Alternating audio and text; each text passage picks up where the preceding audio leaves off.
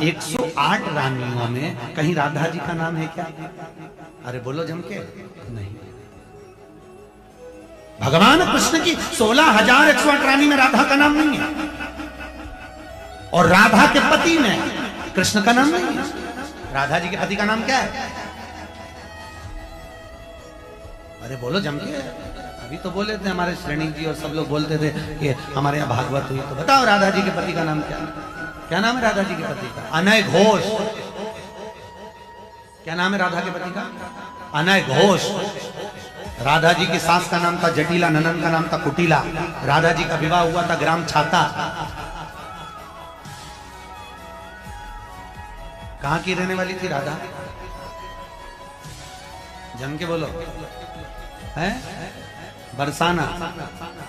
हक्के में बरसाने की राधा नहीं थी, राधा जी थी रावल गांव की। बरसाने में तो राधा जी के पिताजी की कचेरी थी, जिसमें राधा वर्ष में एक बार कचेरी पर। जय श्री कृष्णा।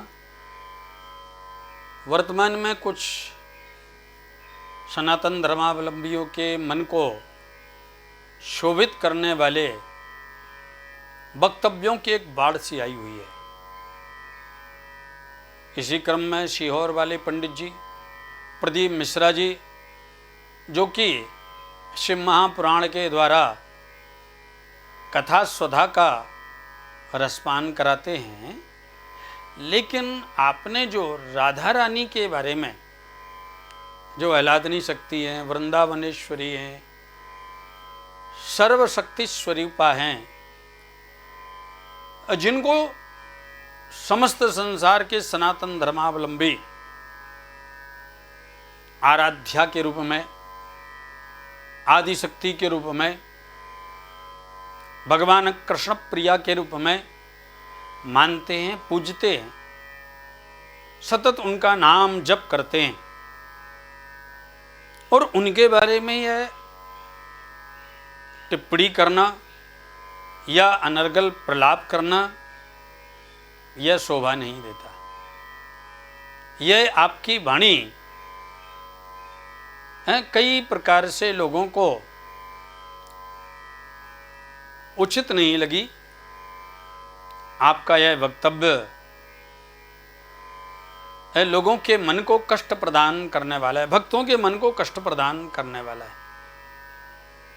इसीलिए आपको चाहिए कि आप अपने इस वक्तव्य को वापस लेकर व्रजवासियों से, राधा रानी से क्षमा याचना करें। स्कंद पुराण के पाताल खंड में राधा रानी जी के बारे में कहा गया है, देवी कृष्णमयी प्रोक्ता राधिका परदेवता सर्वलक्ष्मी स्वरूपा स कृष्णाराधस्वरूपिणी सातु साक्षान् महालक्ष्मी कृष्णो नारायण प्रभु नेतद्यो विद्यते भेदा स्वल्पोपि मुनु सत्यमा। आप अर्थ समझ गए होंगे, इसमें कहीं भेद नहीं है।